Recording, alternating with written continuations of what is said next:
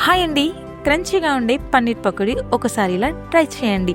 పన్నీర్ని తీసుకొని పొడువుగా కట్ చేసుకొని ఈ విధంగా పెట్టేసుకోవాలండి. ఒక ప్లేట్లోకి తీసేసుకొని ఇప్పుడు దీనిపైన కాశ్మీర్ చిల్లీ పౌడర్, టేస్ట్కి సరిపడే సాల్ట్, హాఫ్ స్పూన్ పసుపు, హాఫ్ స్పూన్ ధనియాల పొడి, హాఫ్ స్పూన్ చాట్ మసాలా వేసేసుకొని ఇప్పుడు దీన్ని మొత్తాన్ని పట్టించే విధంగా నెమ్మదిగా కలపాలి, విరిగిపోకుండా చూసుకోవాలి. ఇప్పుడు దీన్ని పక్కన పెట్టేసుకొని పిండి కలుపుకోవడానికి ఒక బౌల్ తీసుకొని 2 కప్పుల శనగపిండి, టేస్ట్కి సరిపడే సాల్ట్, కారం, హాఫ్ స్పూన్ పసుపు, హాఫ్ స్పూన్ గరం మసాలా, ఓమ కొంచెం తీసుకొని క్రష్ చేసి వేసుకోవాలి. దీంట్లో కొంచెం వేడాయిలు వేసేసుకుంటే పన్నీర్ అనేది మనకి పొంగుతూ వస్తుంది. దీంట్లో కొంచెం కొంచెం వాటర్ పోసేసుకొని కన్సిస్టెన్సీ ఈ విధంగా వస్తే మనకు సరిపోతుందండి. ఇప్పుడు కలిపి పెట్టుకున్న పన్నీర్ ముక్కల్ని ఈ పిండిలోకి వేసేసుకొని మొత్తం కలిసేటట్టుగా దీన్ని మొత్తాన్ని మనం కలిపేసుకొని పక్కన పెట్టుకుందాం.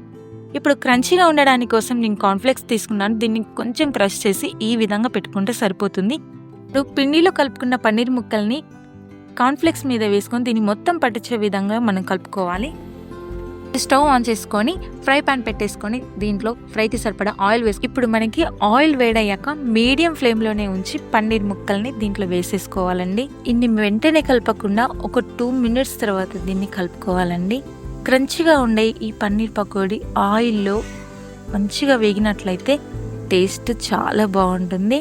ఇది బ్రౌన్ కలర్ వచ్చే విధంగా మనం వేయించుకుంటే సరిపోతుంది.